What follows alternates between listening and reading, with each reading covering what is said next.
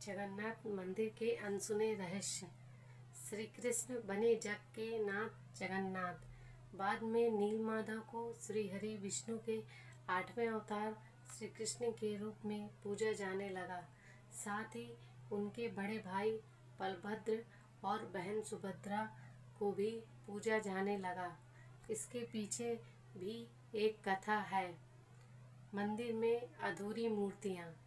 यह एकमात्र ऐसा मंदिर है जहाँ पर श्री कृष्ण, बलराम और सुभद्रा की अधूरी मूर्तियाँ विराजमान हैं, और वह भी लकड़ी की। हर वर्ष मूर्तियाँ बदल दी जाती हैं। मूर्तियों के अधूरे बनने और लकड़ी के बनाने के पीछे एक लंबी कथा है, जो राजा इंद्रदुम्न और उनकी पत्नी गुंडीचा से जुड़ी हुई है। हवा के विपरीत लहराता ध्वज।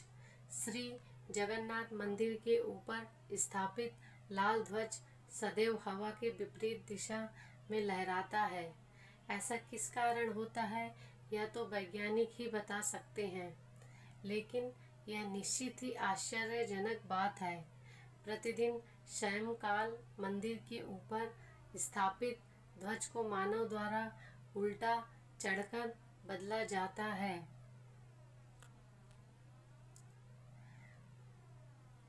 ध्वज भी इतना भव्य है कि जब यह लहराता है तो इसे सब देखते ही रह जाते हैं। ध्वज पर शिव का चंद्र बना हुआ है। गुंबद की छाया नहीं बनती। मंदिर के पास खड़े रहकर इसका गुंबद देख पाना असंभव है। मुख्य गुंबद की छाया दिन के किसी भी समय अदृश्य ही रहती है। भारत का सबसे भव्य मंदिर। यह भारत का सबसे भव्य और ऊंचा मंदिर है।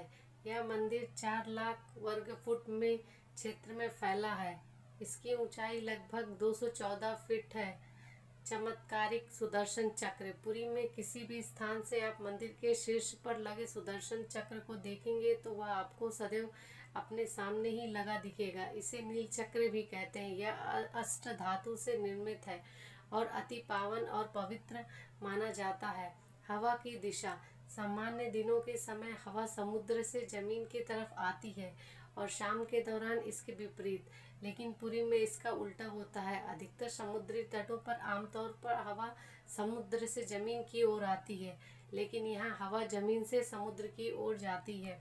गुंबद के ऊपर नहीं उड़ते पक्षी। मंदिर के ऊपर गुंबद के आसपास अब तक कोई पक्षी उड़ता हुआ नहीं देखा गया। इसके ऊपर से विमान नहीं उड़ाया जा सकता। मंदिर के शिखर के पास पक्षी उड़ते नजर नहीं आते, जबकि देखा गया है कि भारत के अधिकतर मंदिरों के गुंबदों पर पक्षी बैठ जाते हैं या आसपास उड़ते हुए नजर आते हैं। हालांकि यह भी एक कहा जाता है कि जिस भी दिन ऐसा घटना घटेगी, समझना अशुभ समय प्रारंभ हो गया।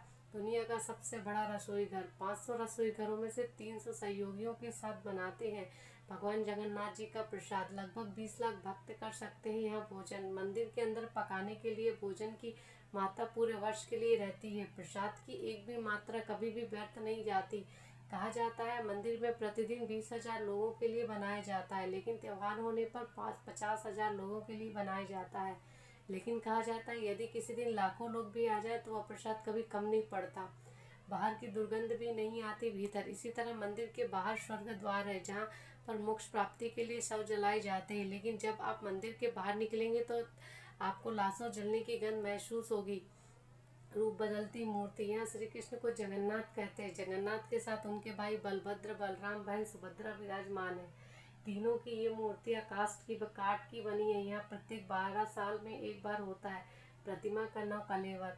मूर्तियाँ नई जरूर बनाई जाती है, लेकिन आकार और रूप वही रहता है। कहा जाता है उन मूर्तियों की पूजा नहीं होती, केवल दर्शनार्थ रखी गई हैं। विश्व की सबसे बड़ी रथ यात्रा। आषाढ़ माह में भगवान रथ पर सवार होकर अपनी मौसी रानी गुज्जिया के घर जाते हैं। यह रथ यात्रा 5 किलोमीटर में फैले पुरुषोत्तम क्षेत्र में ही होती है। रानी गुज्जिया भगवान जगन्नाथ के परम भक्त राजा इंद्रदुम्न की पत्नी थी, इसलिए रानी को भगवान जगन्नाथ की मौसी कहा जाता है। अपनी मौसी के घर भगवान 8 दिन रहते हैं। आषाढ़ शुक्ल दशमी को वापसी की यात्रा होती है। भगवान जगन्नाथ का रथ नंदी घोष है। देवी सुभद्रा का रथ दर्पण लन और भाई बलभद्र रक्ष तल ध्वज है। पुरी के गजपति महाराज सोने की झाड़ू बुहारते हैं जिसे छेरापरन कहते हैं। स्वर्णदान। महासिख सम्राट महाराजा रणजीत सिंह ने इस मंदिर को प्रचुर मात्रा में स्वर्ण दान किया था, जो कि उनके द्वारा स्वर्ण मंदिर अमृतसर को दिए गए स्वर्ण से कहीं अधिक था।